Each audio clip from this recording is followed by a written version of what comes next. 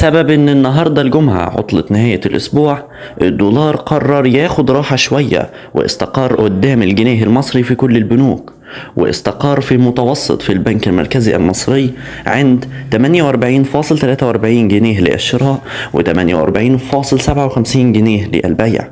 والأسعار في البنوك الأخرى كالتالي: البنك الأهلي المصري 48.45 جنيه للشراء و 48.55 جنيه للبيع.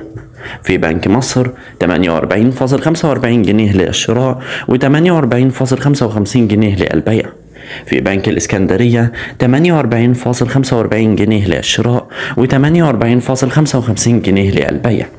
في البنك التجاري الدولي 48.45 جنيه للشراء و 48.55 جنيه للبيع.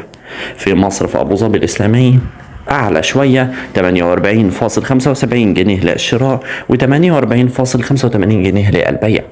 في بنك البركة 48.44 جنيه للشراء و 48.54 جنيه للبيع.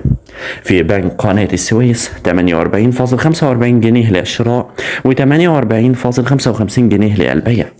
اللي باين دلوقتي ان السوق في حالة هدوء مؤقت، وده طبيعي جدا مع عطلة نهاية الاسبوع وقلة حركة الاستيراد والتداول، لكن مع بداية الاسبوع الجديد ممكن نشوف تذبذبات بسيطة حسب تحركات السوق العالمي واسعار الفيدرالي الامريكي. استمرار الاستقرار حوالي 48.40 أو 4 و 48.60 أو 6 جنيه معناه إن البنك المركزي بيحاول يسيطر على التقلبات.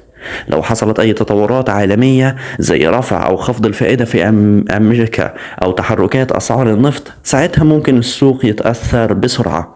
نصائح عملية للمستوردين: لو عندك التزامات قريبة حاول تستفيد من حالة الاستقرار الحالية وما تأجلش كتير. وللأفراد: ما تجريش تشتري دولار لمجرد القلق، تابع السوق الأول وشوف الاتجاه. وللمستثمرين: لو ناوي تستثمر في أدوات مالية مرتبطة بالدولار خلي عينك على قرارات الفيدرالي الأمريكي. ولو للادخار فالناس اللي بتفكر تحوش بالدولار الأفضل توازن بين الجنيه والدولار عشان ما تتعرضش لمفاجآت.